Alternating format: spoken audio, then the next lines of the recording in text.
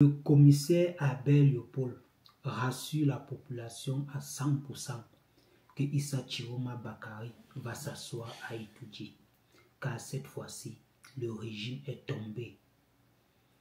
À côté de lui, le fils du planteur, l'un des leaders de la diaspora, rassure le peuple juste de sortir marcher, de ne pas s'inquiéter, car le plan est déjà là. Écoutons la vidéo et partageons la vidéo, les gars. On est ensemble. On love. Nous savions qu'il était dans le gouvernement, même si nous savions, au moment où nous étions aux renseignements généraux, que c'était l'opposant le plus redoutable que le Cameroun ait eu ces 30 dernières années, mais qui avait rejoint le gouvernement. Alors, M. Moda, lorsqu'Issa Chiroma démissionne d'abord, de prime abord du gouvernement, quelque temps avec Bello, nous disions, ah, ça, c'est encore le jeu du vieux lion, Paul Biya, dont nous connaissons la roublardise.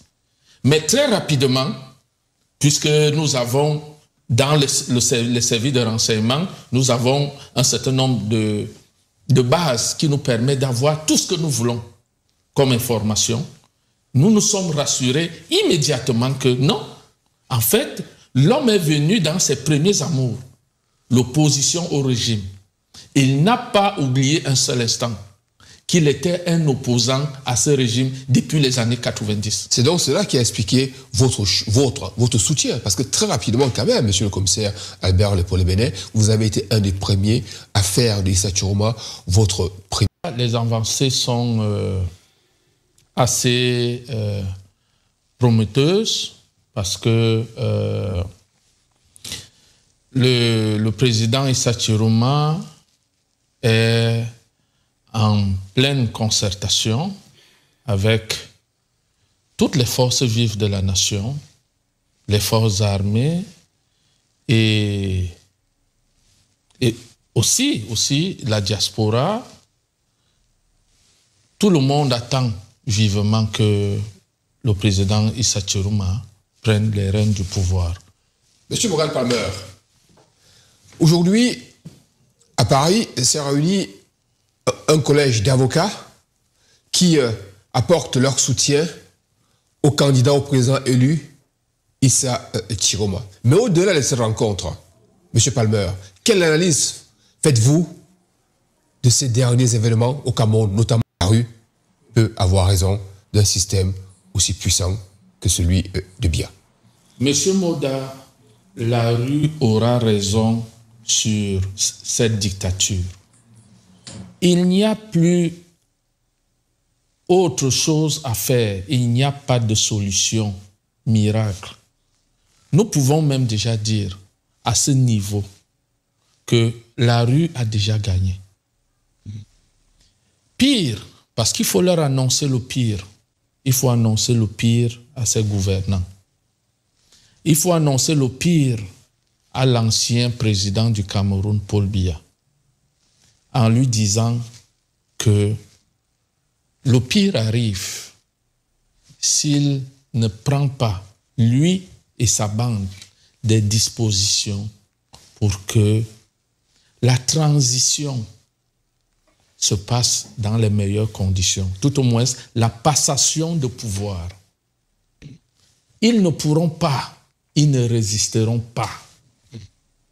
Ça sera au-dessus de leurs moyens et de leur espérance. Monsieur le commissaire, est-ce qu'il n'y a pas un risque de partition du Cameroun? Monsieur Moda, nous l'avons dit à plusieurs reprises que le Cameroun courait le risque de partition, pas à un État ou 2 États, même jusqu'à 4 États. Alors, malheureusement, ceux qui sont au pouvoir n'ont pas pris nos avertissements au sérieux. Mais il y a lieu de dire à tout un chacun, à chaque Camerounais, que cette possibilité n'est réalisable que si ce gouvernement continue à faire la sourde oreille.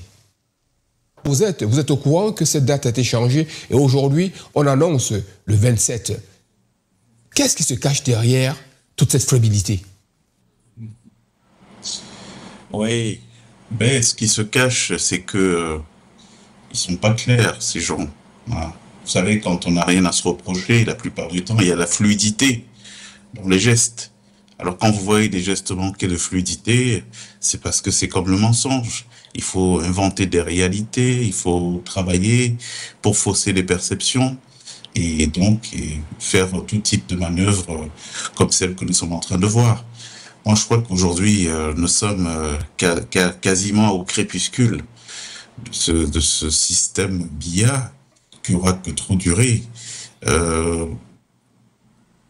J'ai pas une très grande considération pour le Conseil constitutionnel. J'ai eu à m'exprimer sur la question il y a quelques jours à rebours aujourd'hui, quand je disais que pour moi, tout ce qui est émanation du système BIA est quelque chose, et doit être vomi de toutes les forces, parce que ce monsieur n'a apporté que le malheur au Cameroun durant les 43 ans où il a été là, en nous faisant émerger sur la scène publique des gens sans niveau, des personnalités sans honneur, et qui se sont retrouvés à usurper la fonction de représentant de l'État du Cameroun. Donc, il en est de même pour ses ministres que pour son Conseil constitutionnel. À mon avis, c'est un organe qui est indigne et aujourd'hui, je trouve d'ailleurs très abusif qu'on soit là à attendre une proclamation des résultats de ce machin qui, à mon avis, n'a aucune crédibilité quand on voit par qui il est. Ben, écoutez, moi je suis pas très surpris par ces émeutes. Je l'ai toujours dit, et comme la répétition est la mère de la sage, je veux redire une fois de plus, on ne vient pas à bout de 43 ans de dictature par une simple élection. Donc je crois que, sauf à être naïf, il fallait que tous ceux qui sont réellement épris de l'envie de changer, du changement, se préparent à l'étape dans laquelle nous sommes aujourd'hui. Il faut que les choses soient très claires. Monsieur Biya et tous en gants, je parle bien de gants, ne partiront pas s'ils n'y sont pas contraints par la force. Vous avez bien vu que c'est des gens qui n'ont pas d'honneur, qui sont capables de perdre une élection, bien entendu, contre leurs attentes, parce qu'étant habitués à un système muselé complètement verrouillé, ils ne se sont pas attendus à ce qu'on obtienne ce résultat au sortir des urnes. Et donc, ils montrent ce qu'ils savent le mieux faire, c'est-à-dire briller par la petitesse, et puis par cet esprit un peu sorcier qu'on peut noter. Hein, nous ne faisons rien, on peut pas pour développer un pays, mais on est là, on veut jouir, et de toute façon, on ne bouge pas. Que peut être l'issue d'un scrutin, comme celui que nous avons vécu le 12 octobre dernier. Donc, moi, je trouve qu'on n'est même pas très... Dans l'agenda, on est un peu lent. Il faut cet embrasement parce que ces gens ne partiront pas par de bonne foi. C'est pas du tout le type de la maison. C'est des petites frappes. Hein. Ne perdez pas ça de vue. Hein. Des gens que à qui la République a donné un statut, mais qui en sont très éloignés. Ils sont... Les forces de l'ordre ont lâché l'homme lion. Oui, M. Moda, c'est une réalité. Je vous prendrai le cas du Grand Nord, où les populations et les forces de l'ordre sont depuis hier en symbiose, hein, symbiose parfaite. Les hommes en tenue ont décidé de ne pas tirer sur... Excusez-moi, monsieur le commissaire. Là, on est en train d'assister à ce qui s'est passé avec Madagascar. Oui, monsieur Moda. Nous savions depuis que les forces de l'ordre en avaient marre. Puisque depuis que nous avons ouvert les hostilités, les motions de soutien sont venues de tous les corps, de la gendarmerie, de l'armée, de la police. Tous ont un seul mot à la bouche. Nous voulons le changement. Ça n'est un doute aujourd'hui pour personne. Il n'y a que les membres du régime qui croyaient qu'ils avaient l'armée à leur botte, qu'ils pouvaient utiliser à leur guise. Madame Armelle Mbappé, un constat quand même, Madame Mbappé. On vous a souvent vu ici, sur ce plateau, en tailleur et en talons aiguilles. Et là, vous en arrivez de l'avenue Foch, d'ailleurs, où vous avez ramené quelques images, en blouson, apparemment avec un gilet pare-balles en dessous. Dites-nous, là, vous vous apprêtez à prendre l'avion pour aller au combat au Cameroun? Alors, effectivement, l'heure est au combat. L'heure est au combat. Maintenant, nous sommes à l'offensive parce que, malheureusement, le régime n'entend pas plier, il n'entend pas se plier au verdict des urnes. Et il est question pour nous de passer à l'offensive. On ne peut utiliser que les moyens qui sont à notre disposition, c'est-à-dire la pression de la rue et à la guerre comme à la guerre, puisque ce que le Conseil constitutionnel s'apprête à faire en déclarant M. Biya, l'ex-président, l'ex-dictateur qui a martyrisé plus de 40 millions de Camerounais en 43 ans, il s'apprête à le déclarer vainqueur avec des scores, on ne sait pas d'où ils sont tirés. Donc ce sera une déclaration de guerre au peuple camerounais. Au peuple camerounais qui a exprimé sa volonté, qui a exprimé son désir de tourner cette page macabre et de porter à sa tête un homme qui est capable de les écouter, de rencontrer les aspirations et les attentes de l'ensemble des Camerounais, d'unir les Camerounais, comme il l'a fait pendant sa campagne électorale.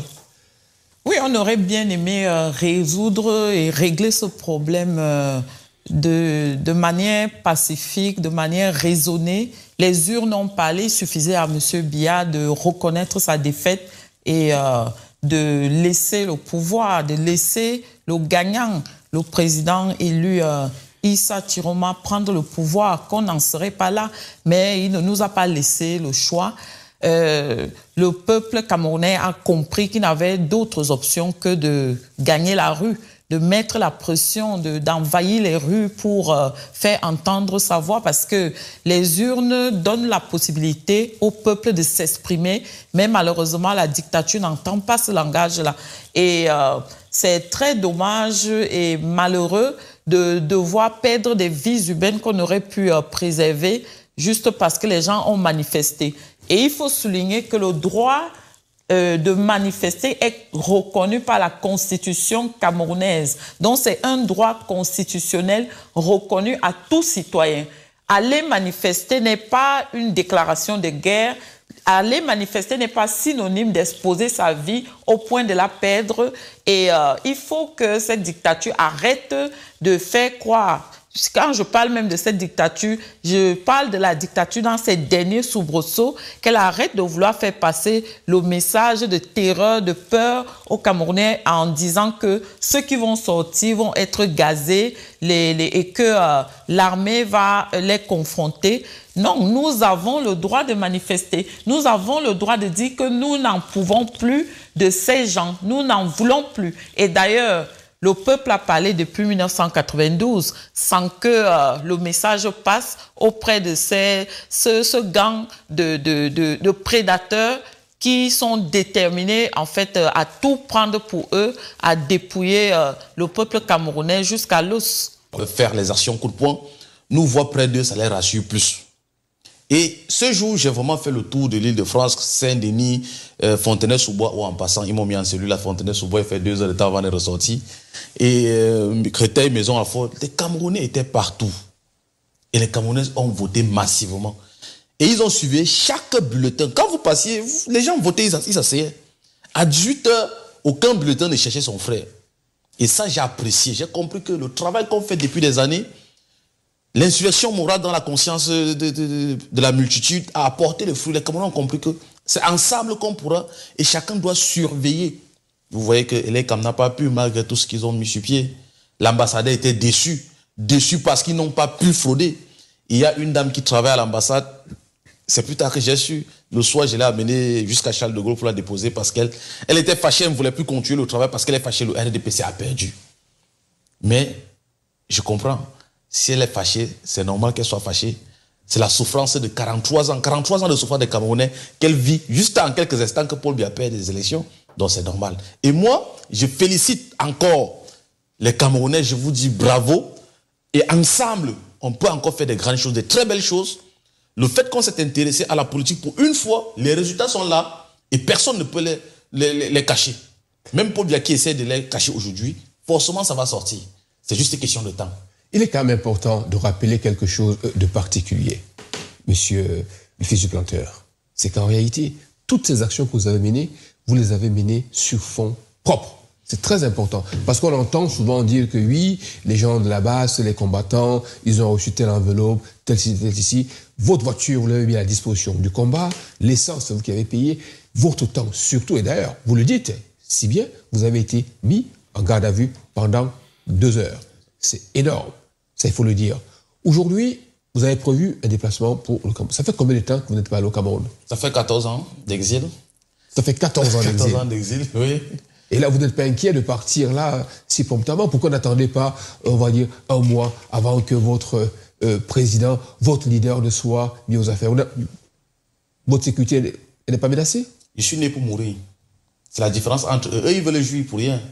Nous, on se bat parce qu'on sait qu'un pays... Quoi de beau que de mourir pour son pays? Vous êtes né pour mourir. C'est clair. Monsieur le commissaire Albert pour les Bénin, on va se quitter bientôt. Si vous avez un message, un dernier, à transmettre aux Camerounais, à ceux qui vous écoutent. Je vais dire aux Camerounais qui nous écoutent que la victoire est à la portée de main. Le président Issa Chiroma sera installé bientôt. Soyez rassurés.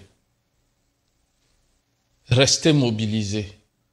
Ce n'est pas parce qu'on a renvoyé la date de la proclamation des résultats de l'élection présidentielle.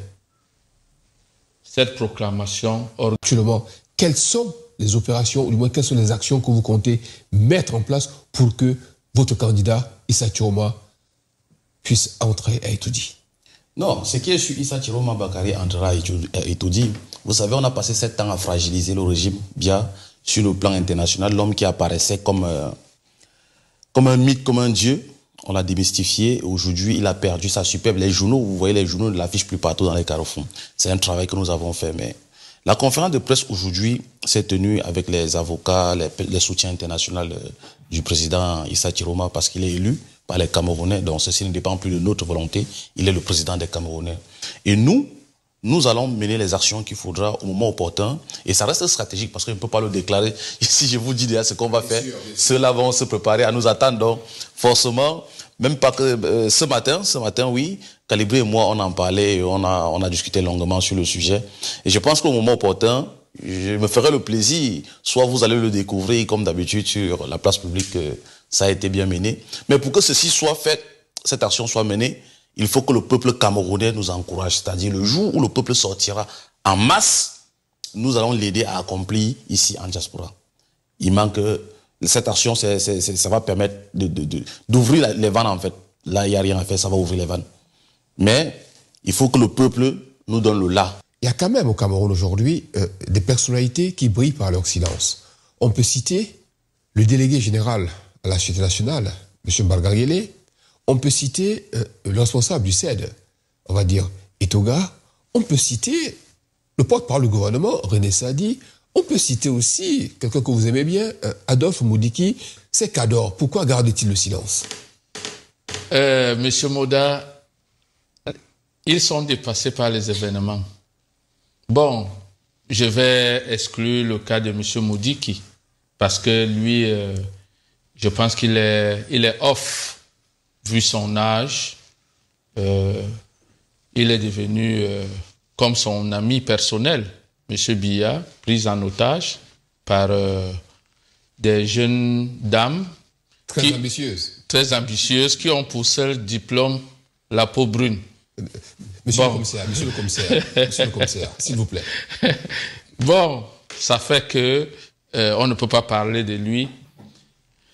Maintenant, revenons au cas du délégué général de la Sûreté nationale et du CED et M. René Sadi et même beaucoup d'autres. En réalité, M. Moda, On peut tout tromper, mais on ne peut pas tromper sa conscience. Ces personnalités sont membres d'un gouvernement dont ils connaissent en réalité les forces et les faiblesses. Ils ont vécu en direct la déchéance de leur maître et l'honnêteté intellectuelle, parfois, les ramène à la raison pour qu'ils comprennent que cette histoire, ça sent du louche. De l'ex-président Paul Biya. Bon, Monsieur Moda, je ne suis pas le seul à tourner le dos à Monsieur Biya, l'ancien président du Cameroun. Je peux vous donner, je peux m'hasarder à vous donner un pourcentage aujourd'hui. Les ECAN ont tourné le dos à Biya entre 40 à 45%. Pourtant, c'était 100% avant, en sa faveur. Bon, les agressions qui peuvent venir, surtout dans nos forats, sont des agressions. D'ailleurs, j'ai eu un échange houleux avec une sénatrice, ECAN, dans ce sens-là. Vous la citez? Non, c'est pas important. C'est pas important. Bon, tout ça fait que les ECAN savent, tout au moins, cette partie qui a tourné le dos à Biya, c'est que Biya est un incapable. On ne peut pas se le cacher. La vérité doit se dire au sein d'une famille. Lorsqu'on est parent et qu'on a un enfant qui fait mal, qui se comporte mal, il faut avoir l'honnêteté de ramener cet enfant en lui disant « tu as fait mal sur ceci, tu as fait mal sur cela », afin qu'il se corrige, afin qu'il se réajuste. Aujourd'hui, tout le monde sait au sein de la communauté, quand même ceux qui le supportent, que Paul Biya a échoué, que c'est un échec puissant. Il a échoué à gérer le Cameroun, il a échoué à construire le Cameroun, il a échoué à unir les Camerounais et il a également échoué au vote. Le dernier vote du 12 octobre, où il a été laminé comme un enfant. C'est même une humiliation pour un homme qui disait être, qui se prenait pour être le patriarche, le père et tout ce qu'on peut imaginer.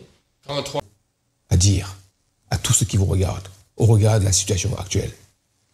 Alors, mon mot sera pour le peuple camerounais dans son ensemble, ce peuple de guerriers, ce peuple qui a été longtemps martyrisé, qui a encaissé tellement de choses et qui aujourd'hui s'est réveillé pour reprendre les commandes, pour reprendre sa souveraineté et son destin en main. C'est de dire à chaque Camerounais, où qu'il se trouve au Cameroun, que ce combat est le combat de notre vie, c'est le combat pour notre destin.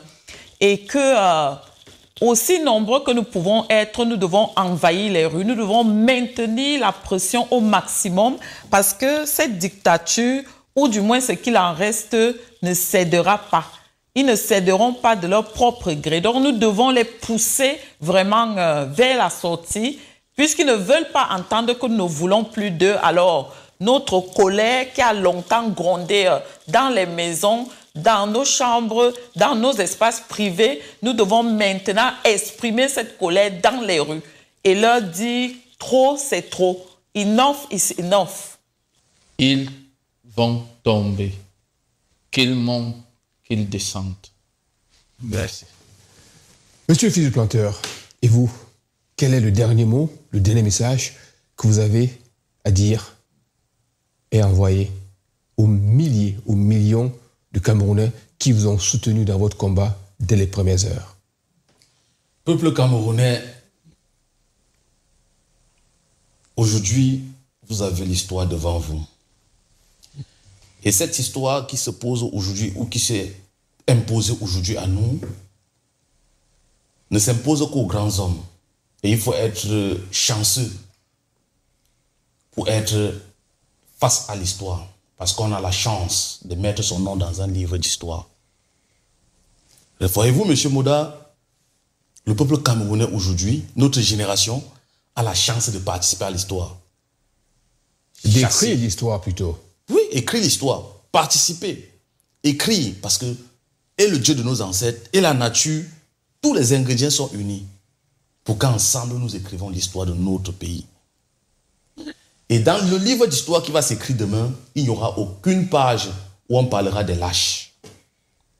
Parce que le livre d'histoire ne retient que des personnes vaillantes, courageuses, ceux-là qui ont pris l'engagement et qui ont mis leur vie, qui ont donné leur sueur, leur larmes, leur sacrifice pour la libération de leur pays. Et je pense que le peuple camerounais aujourd'hui est assez mûr pour atteindre cet objectif. Et M. Biya, qui ne s'inquiète pas, il tombera. Le peuple va le chasser. Aucune dictature n'a résisté face à son peuple. Aucune armée n'a résisté face à son peuple. Et le peuple camerounais a compris. Nous disons juste au président Issa Chiroma Bakari, Monsieur le Président, soyez courageux. Peuple camerounais, nous avons un leader, suivons ce leader et restons courageux et déterminés. Notre victoire est au bout. Merci. Merci le fils du planteur.